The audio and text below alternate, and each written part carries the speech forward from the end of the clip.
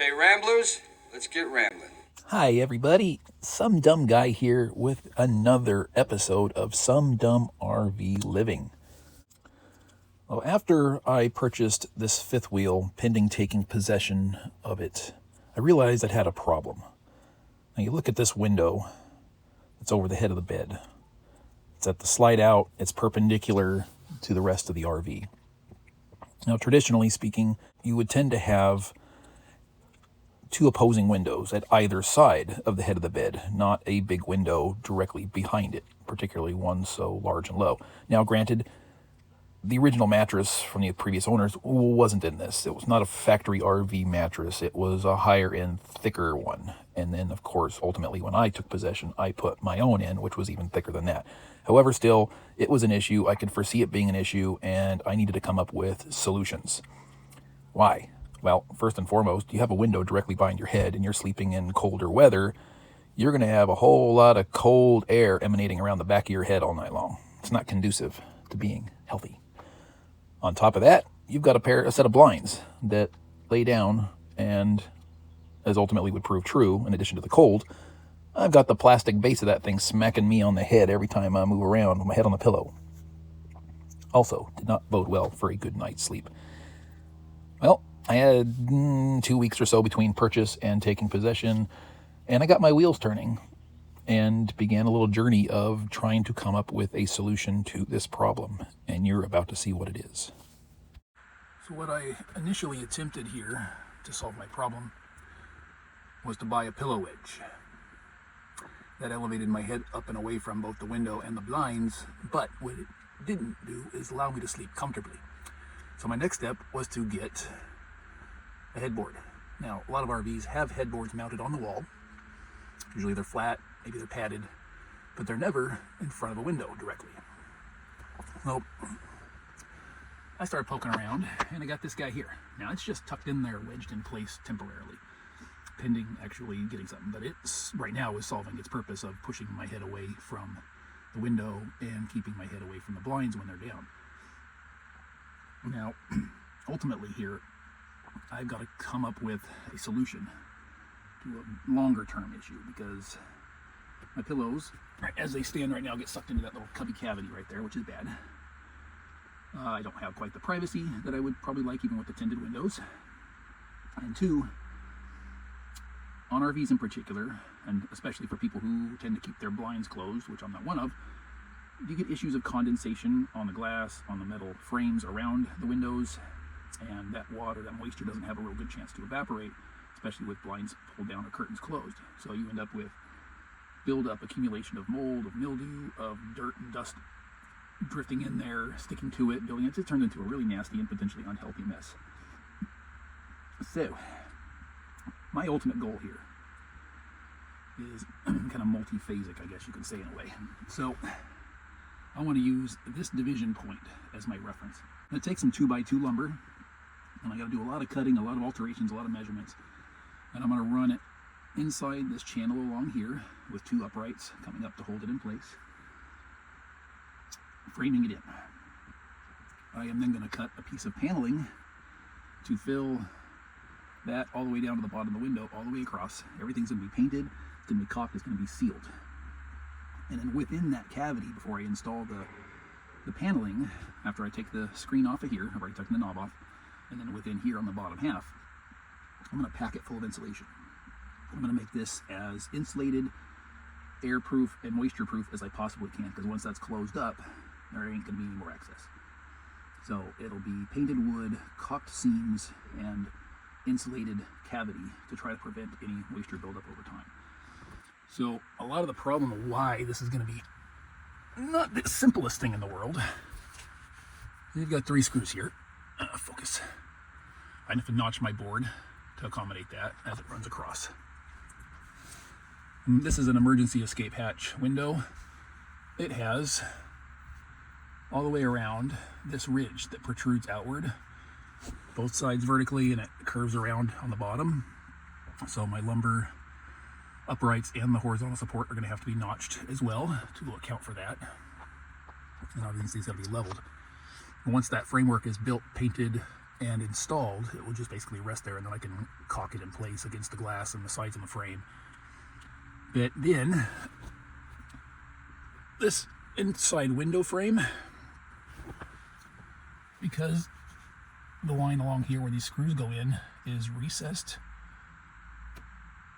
in comparison to the outer rim here.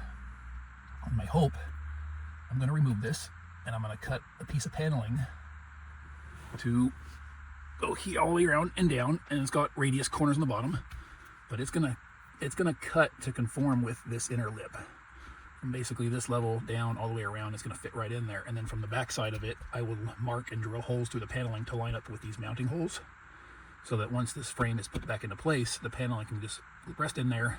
I can run the screws back in and then caulk where it needs to be caulked to make it look with everything. And that'll be that. It's not a big project, but there's going to be a lot of back and forth tweaking, adjusting, measuring, you know, like inside here, this is not squared up, this is angled and everything else. We're trying to meet up with that. I have to notch for this row of screws and this screw here. Down yonder, we've got, again, that lip protruding outward for my uprights. I'm going to have to make sure, okay, I'm getting around the latches and everything else. There'll have to be a hole cut for the shaft for the window crank that's going to protrude a tad, which is unavoidable, whatever, not a big deal. And then, ultimately, once that's all done, I'll be able to take this headboard, and the top of this, again, after mounting to the wall, is going to run flush along that same edge, giving everything, hopefully, a good, crisp, clean appearance. And then I'll have the top half for window. The blinds can come up and down to that amount with no problems. Let's get going. This is where we're at. Bunch of scrap 2x2. We are basically in place. Everything is copacetic. Nothing has been attached. Got grooves cut, go around screw heads, and angled cuts and notches and so forth and so on to get around all the stuff and the things. Window closes as it should. Everything's marked for positioning. Now all I need to do is paint and assemble it. So step one complete.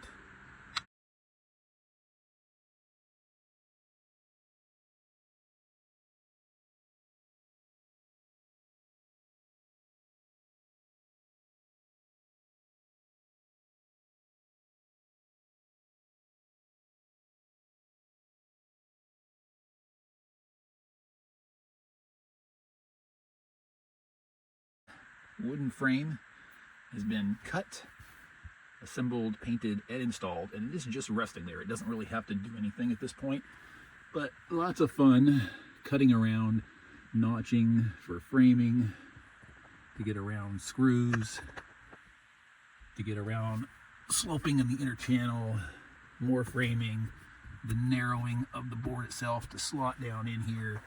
Same thing, of course, on this side here. Everything had to be notched and slenderized and conformed, as well as in here, tapered on that outer edge to conform, notched to fit around the framing. So that's all good to go. The screen's been removed. The panel has been cut. Corners radiused. I had to remove this bezel. I had to take the valance off to get the bezel out and cut down my paneling, laid it within this slot here, which fits very nicely, so that I was able from the back side to drill through all those holes. So those will be able to pass through to secure the paneling in place along the bottom and outside edges. I'll take my brad nailer. I've just had to account for the nub spine for the window crank. I'm now cutting the hole for the paneling on that. And of course, because of this specific application, I had some primer and some old paint sitting around that was an off-white color. I mixed up both with the primer and the paint, put some mildew/mold inhibitors in that you're supposed to mix in with paint. Mix them in with the primer and the paint to do the frame and the panel, so that that will help increase my chances of longevity and mold and mildew reduction.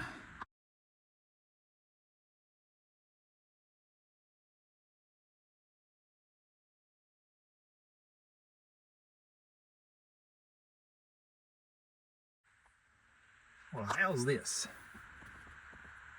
It is now just placed in. I have not run any screws in yet. I just got the hole here, a little spindle for the old crank knob cut out, and it'll dab a little paint in there to fill it in. That was the last thing. I was a little concerned about alignment, so what I ended up doing, because it's from the back, is I put a little dab of black paint on the tip of that, and then put the panel in place, press it up again so I'd have a mark to drill, put it on, everything fits. I think the next step is going to be put a couple of the screws along the bottom here so that I can pull the panel out a bit, and then start packing the insulation in there, fill it up. And once that's there, we'll move on to the next step. Insulation has been packed in all the little nooks and crannies, hoping it expands a little bit. Not the easiest thing in the world. I ran the bottom row of screws in here loosely so that I could lean the panel back and tuck, tuck, tuck, tuck, tuck, but you're trying to, you know, casually measure and trim. You have one little section here, a bigger section here, a little section here, and then this is wide open there. And you want it to fill the void, so to speak, but not be so tight that it wants to push out. So I'm hoping that this stuff here does a little expanding for me inside the cavity, but who the hell knows? I'm sure it's going to be perfectly sufficient. So I haven't done the top screw on either side yet. Next step is going to be get my air compressor and my brad nailer and secure this, because that'll be the only thing holding the actual framework in place, and then it'll eliminate that bowing there. And then we'll do some caulking. So this is what we're looking at as of right now. Well, I'd say phase one here is pretty much complete at this point. Panels in, screws in, brads are in on the frame, painted over the heads, caulked around all the seams. I think we're pretty okay as far as this aspect goes. Now we have to move on to the headboard, which will mount on the wall the exact same level as this.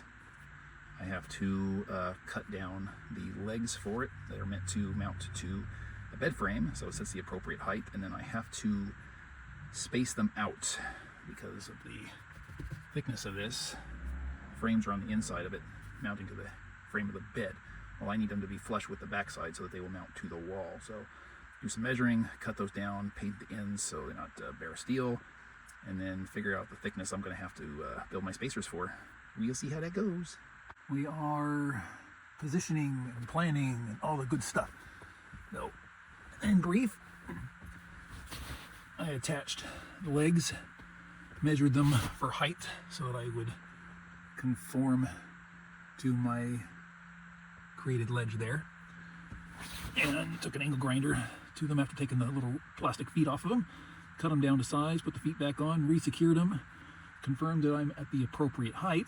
Now I have to take the plastic feet off, put some paint on the end there because it's just bare steel at this point, and then I'm going to need to cut a pair of spacers out of lumber to fill this cavity back here from wall to leg, so that I can run a pair on each leg of lag screws through that and then anchor it into the wall so that this thing will be held in position, won't be able to get shifted or pushed around. One thing I don't really care for is that both of my screws are going to be low by comparison. I know that's how headboards tend to work. I don't foresee it being a problem necessarily, but you know, it's just going to be drywall anchors essentially going into my paneling here. I don't know how well these work out on these walls because they're styrofoam filled. I haven't used any on that before, so how well they expand. I guess I'll just press the styrofoam apart. So in theory, you know, of course, you just want these things to be as secure as possible. The mattress, when I'm done, obviously will be pressing up against it, but you know, that's not holding pressure to hold it in place. It's just an extra point of weight resistance, I guess. So, yeah. This is essentially how things will ultimately end up looking when all is said and done. There's a LED light strip I need to install in here. I've got my USB ports, and then I think the switch for the lights mounts right up in there, and there's the holes for the wiring to go through. Yep. That's where we're at, and happy with the progress, as slow as it is in coming.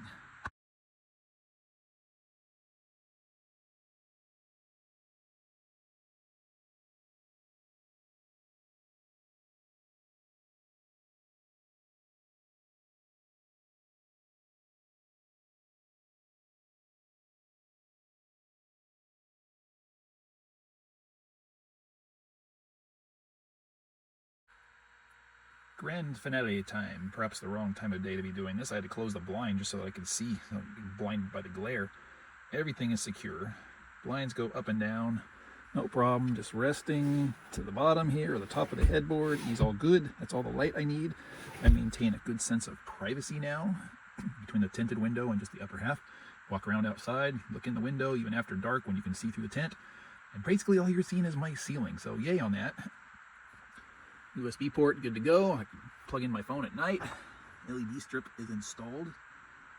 Very cool, color changing with different effects should I want to use it. It just works really great as an overall night light. Should I need to get up in the middle of the night, I can just reach over, press the button, light up, so I can climb in and out of bed without tripping over kitties. Very important. Those who know. Really cool feature I did not anticipate. So that's why this LED strip and a couple different LED fixtures I have in my living room, despite having purchased those from different sources and through different manufacturers, they all just so happen to connect to the exact same app for control. So I don't have to have 3 different apps for 3 different light fixtures, which is absolutely awesome. I love that. So I can operate these on, off, whatever. I haven't checked this one here, but the other 2 can set on timers for 7 days, different on and off times or whatever. So if I really wanted to, this one's possible, I could do that. I don't foresee a need for that. But hey, it's a really good thing just to be able to say, hey, you know what? Click, on and off on my phone, whatever. It's all good. So I am very happy with the way all this turned out. I still have additional bed completion projects planned. So this was the most crucial. And it's been 5 months, going on 6 months in the making as far as getting everything dialed in and finally finding the time, priority, motivation to get it done with all the other projects I've already been working on. Kitty love it, at least Sugar does. She spends a lot of time. Hey, guess what? Speaking of the devil, she spends a lot of time sitting on this ledge. You know how kitties are. They like to look out the window, and the higher the better. So anyway, thank you all for watching, for joining, for any participation. Utilize that glorious word box below, as always, and I shall see you in the next round. There's always plenty to come. See what I mean? Alan.